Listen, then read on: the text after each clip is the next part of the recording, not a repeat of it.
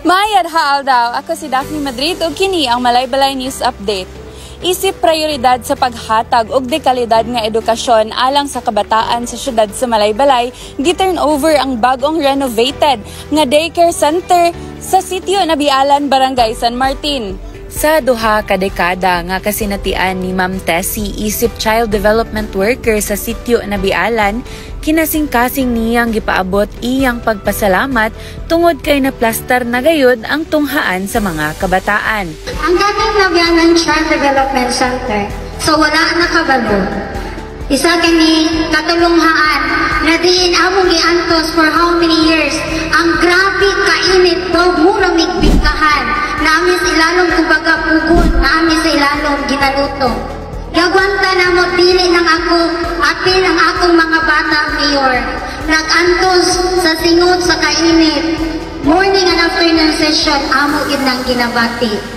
Kay lagi, ang magtutudlo sa gagmay mga kabatanunan, nangandoy, nangunta, mahimo usab kang ang aming eskwelahan, mahimo usab, nasama sa uban nga eskwelahan, na di mahimong hamugaway ang pagtungha sa mga kabataan.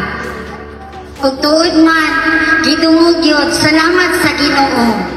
Pasalamat gid ko, as you can see, ang Nabialan Child Development Center is newly renovated na gid siya.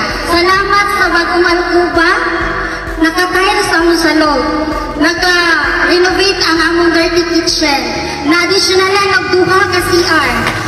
Wapo na mong banggira.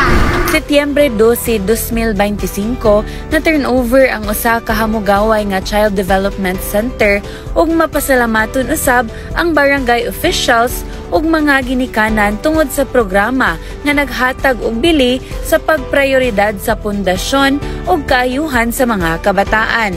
Pero gibuhat ni Mayor nga di pa gani ni sa kabaong mubutan. Dili na ako nakita nga dili gid siya politika, kung dili tinaganaay ng serbisyo.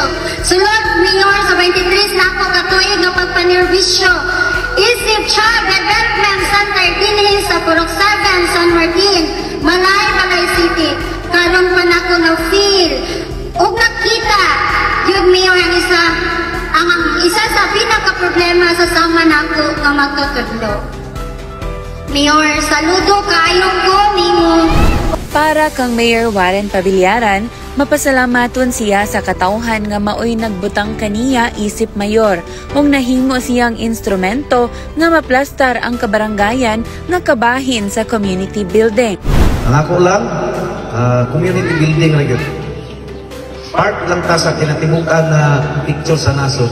So, gamay ra kayo ni, napulbaan gani ko kayo, nakukin ka puling. Ako lang yun instrumento rin yun po sa dakbayan sa Malaybalay. Ang dakong suporta ni Mayor Warren Pabillaran makapadasig sa mga kabataan, ginikanan ug magtutudlo. My dream and hope that no child should be left behind. That ang ilang future, the best time to prepare their future is today. Atong gilauman nga daghan pa ang mga child development centers ang mahuman og ma-renovate karong tuiga. Og mga katuang update karong adlaw sa dugang pang mga balita, mamahimo nga i-follow, i-like ang official Facebook page ug i-subscribe ang YouTube channel nga Mayor Warren Pabillaran. Ako si Daphne Madrid ug kini ang Malaybalay News Update. Mayong adlaw ug salamat tungkay.